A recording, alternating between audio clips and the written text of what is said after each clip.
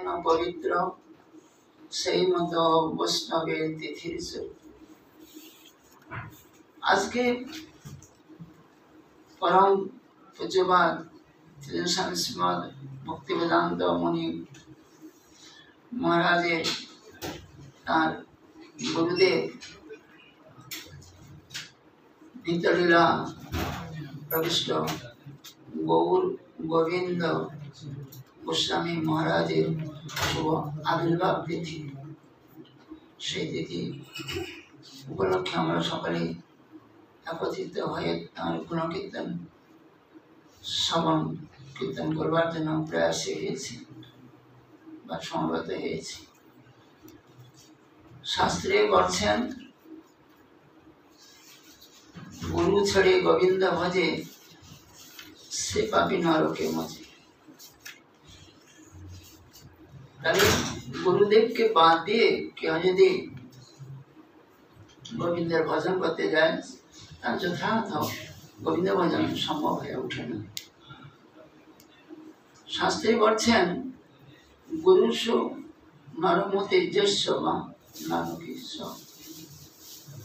গুরুদেবকে মনুষ্য বুদ্ধি যখন আসে তাহলে তার নরপতি লাভ।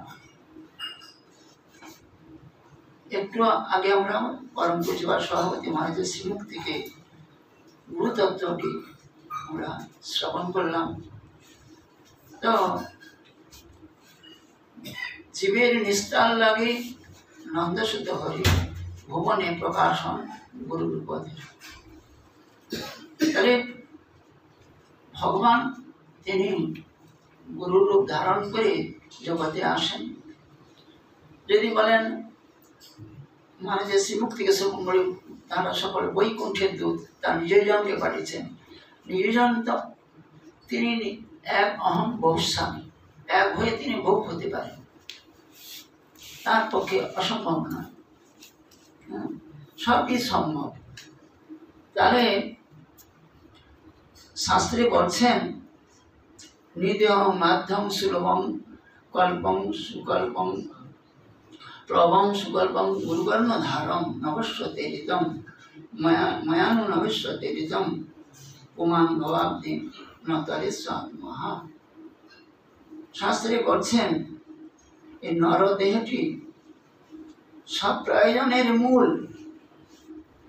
এটা হচ্ছে ভজনের মূল, হরিভজন করার একমাত্র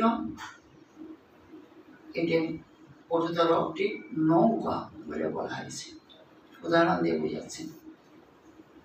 তো এই দেহটির কে নৌকার সঙ্গে তুলনা করে বোঝাচ্ছেন যে এর একমাত্র কর্ণধার অর্থাৎ মাঝি হলেন গুরুদেব। যে যেন তেন গুরুদেবের কথা বলা হয়, সৎ গুরুদেব প্রয়োজন। যে কোনো একটা মাঝির আসনে বসে গেলেই তিনি মাঝি হয় না। অতএব তাকে শাস্ত্রে বলছেন যে তিনি তস্মাৎ গুরু প্রপদ্যেৎ জিজ্ঞাসুস্য উত্তম।